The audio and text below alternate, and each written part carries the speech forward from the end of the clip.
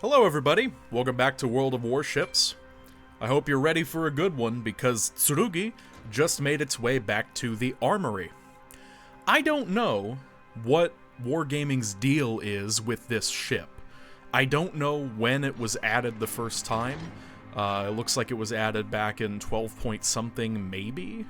Although if I'm not mistaken, it may have even been in the game as far back as Halloween. I don't know if it was only a testing ship at that time, or if it was given out in limited numbers as a reward of some kind. All I know is I have seen this ship around a small handful of times for many months now, and it's piqued my interest and my curiosity. But you could never get a hold of it.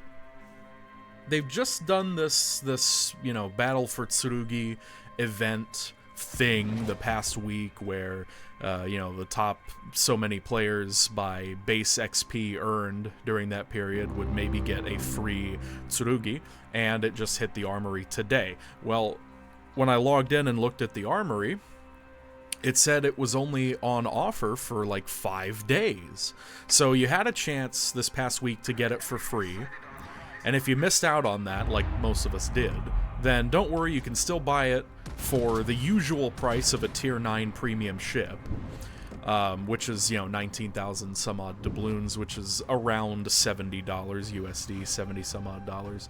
But it's only going to be on offer for a couple of days, it looks like, less than a week. I don't know what it is with Wargaming and ridiculous FOMO. But I believe they're pulling it with this ship, and I'm not sure if Tsurugi is ever going to be a permanent fixture in this game.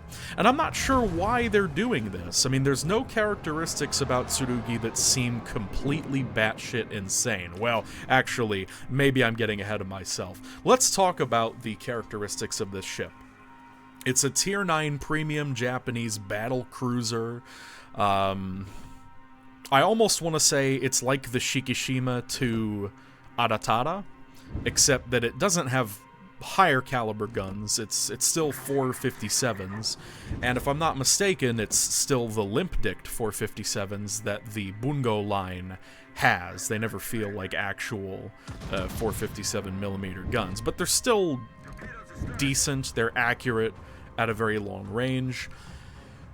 But being a premium and not part of the tech tree, they have some, unique characteristics that you don't find in the tech tree. You'll notice that unlike Aratada, and Bungo and Yomihari for that matter, this does not have spotter planes. It doesn't have planes of any kind, as a matter of fact, but it does get a reload booster consumable. It gets 2 of them. And you'll also notice that it gets, every 1.5 or so minutes, every 146 seconds, deep water torpedoes. Not just any deep waters. These are like Asashio's torpedoes. They only hit battleships and aircraft carriers. They can't even hit cruisers. And they have 15 kilometers. 15 kilometer range. That is really weird. Really weird. I don't know what the fascination is with deep water torpedoes that can traverse the entire map. I mean, 15 kilometers isn't that far, but for a battleship, that's pretty good range. There's very few battleships in this game that have torpedoes that can reach farther than 10 kilometers, and even that is kind of outstanding amongst battleships. But these can hit 15, but they're super deep waters, so I mean... It's kind of like brawling. It's like you'd want to pick a fight, you'd want to get into a knife fight with an enemy battleship, and then you can just waste it with your deep waters. Even though this ship isn't exactly a brawler, I mean, it has 7.3 kilometer secondaries base, which is fine. I mean, that's pretty stock standard, actually, for Japanese battleships and battlecruisers. They have okay range, but the performance on them is nothing to write home about. So it's all about those torpedoes if you have them. Tsurugi has them. And they can only hit battleships and carriers in the first place, so that's the only way I foresee you putting them into use. But because of the 15 kilometer range, you could probably just throw them into a cap circle if an enemy, let's say a Schlieffen or some kind of German battleship, they like to push up, they like to be in the fray.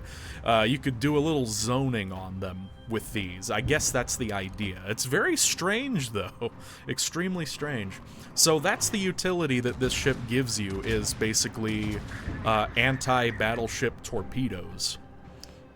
Very strange for what is otherwise a, you know, long-range battle cruiser. It doesn't have the best armor. It's not like you're going to go into knife fighting range and not take a couple hits. So, yeah, I can't really wrap my head around that. But what else does this thing have? Well, it has 6 guns. It's a 6-gun battleship, and everyone knows that that's the devil. Because it does have very good accuracy. It has good dispersion, too, like, you know, battlecruiser dispersion. However, 6 guns, you know. if a shell doesn't hit, or if it doesn't hit just right, you're not getting very far. And I haven't been getting far this match. You see, I'm only at 12,000 damage, and it's, you know, it's been 7 minutes into the match now. But now you're going to start to see me put these torpedoes to use. See, I was given the golden opportunity. This is my first match, by the way. I just bought the Tsurugi immediately as soon as I saw it, because I have no self-control. Well, to be more precise, I just don't know if it's ever coming back, you know, on offer for 5 days, right? So I bought it, first match in it, only match so far. I played this and then immediately am recording this replay. And these 2 battleships are coming up the middle on Two Brothers. I could not have asked for better conditions. There was a 3rd battleship too. There was a Yamato, but it got sunk already by the friendly Yoshino. But here we go. These 2 fish in that barrel, and I throw out my torpedoes. And it's at that time that I noticed that there's only 1 launcher on each side. The left and the right side of this battleship has a single quadruple rack launcher, and that's what the torpedo reload booster is for. I mean, it's really weird. It's functionally similar to having 2 racks of torpedoes on each side and not a reload booster consumable. So I assume they added the consumable because the design called for single quadruple rack torpedoes, and they wanted it to have a little more potential than that? I don't really know. I don't always understand what wargaming does or why. But that's what you get. So, out of the port side, I threw out 4 torpedoes, did a reload, threw out another 4, and then here I decided to turn around so I could use the starboard side torpedoes.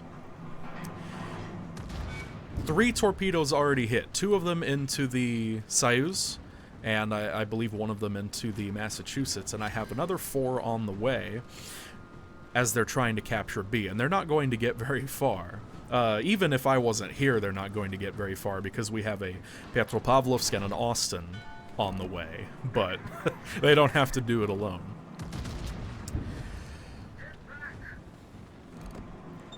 I was decently impressed with the HE performance on this ship. I tend to think that the new Japanese battlecruisers in general have pretty good HE performance, but I mean, I don't believe that they did just unbelievable damage, but you know, they're a very solid option into, you know, bow-in heavy ships, able to set good fires and such, and you know, mostly not shatter. But that torpedo right there.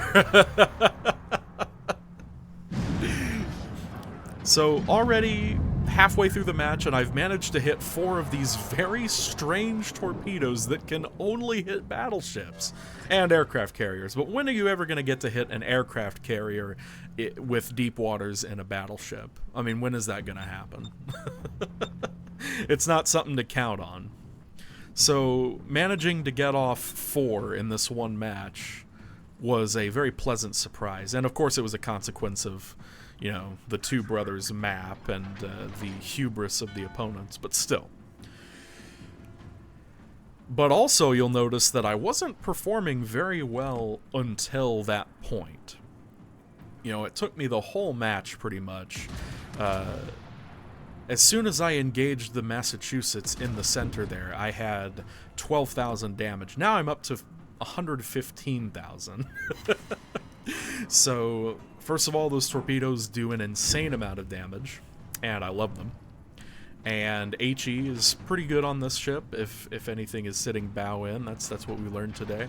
But as far as the AP goes, you know, it doesn't do a crazy amount of damage. We're looking at 13,000 and a half maximum damage per shell.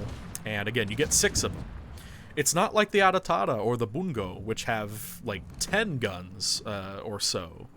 I mean, that's the thing. At least you get volume with those already very accurate guns. But in this case, although they are accurate, you only get 6. So I was wondering to myself, what's the catch? I mean, Tsurugi sounds like a terrible ship then.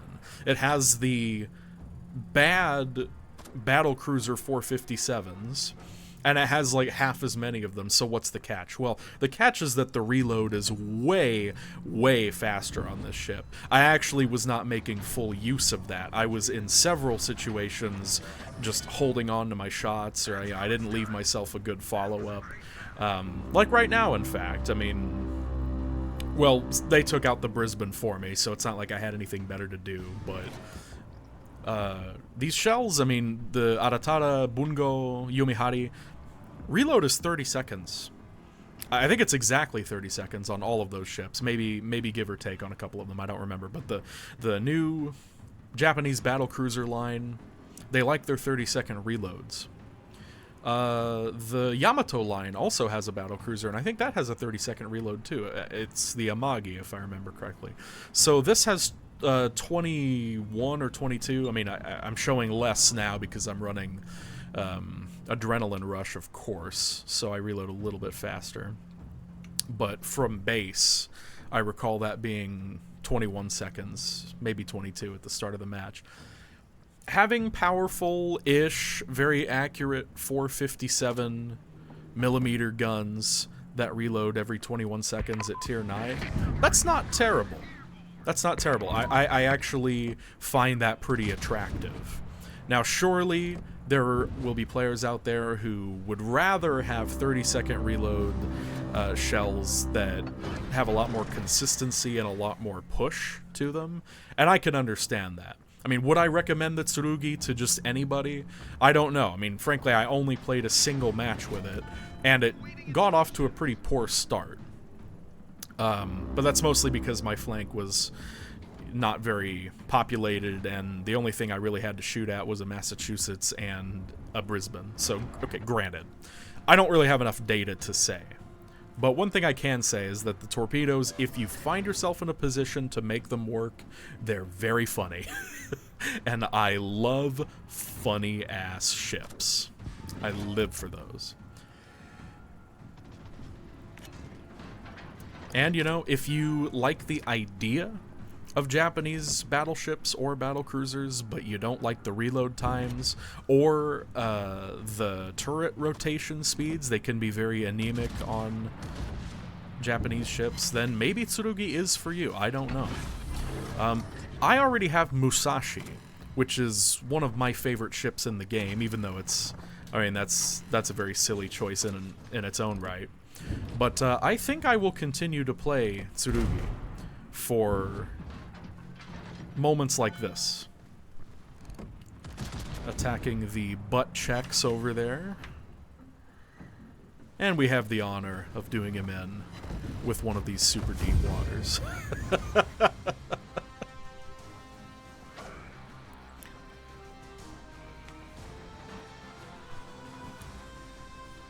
Yeah, must admit, that was a very, very fun time. Dreadnought, a little over 1.2 million credits with blue boosters, almost 150,000 damage, 3 destructions, 5 torpedo hits. Now that's the thing that shocks me the most. 5 torpedo hits when I can only hit battleships and aircraft carriers. So I'm going to be taking a closer look at this ship. And as far as target hits go, the vast majority of those were penetrations. There were some overpens. Granted, I fired a lot of HE. So if I had fired more AP, would have been nice to see how many of those are actually penning. I believe these shells do have pretty good pen, and that's the major consequence of the 457 millimeters. It's just that they don't do a lot of damage. But as long as you're okay with that, I mean, they'll certainly punch a broadside at range, and that's what the Japanese battlecruisers are designed to do. I wasn't even paying attention to how fast the ship can go either. But I know it's decently fast, so... Thank you so much for watching. I hope you enjoyed. Pick up the ship if it sounds interesting, and tell me what you think of it if you have it. And I'll see you next time.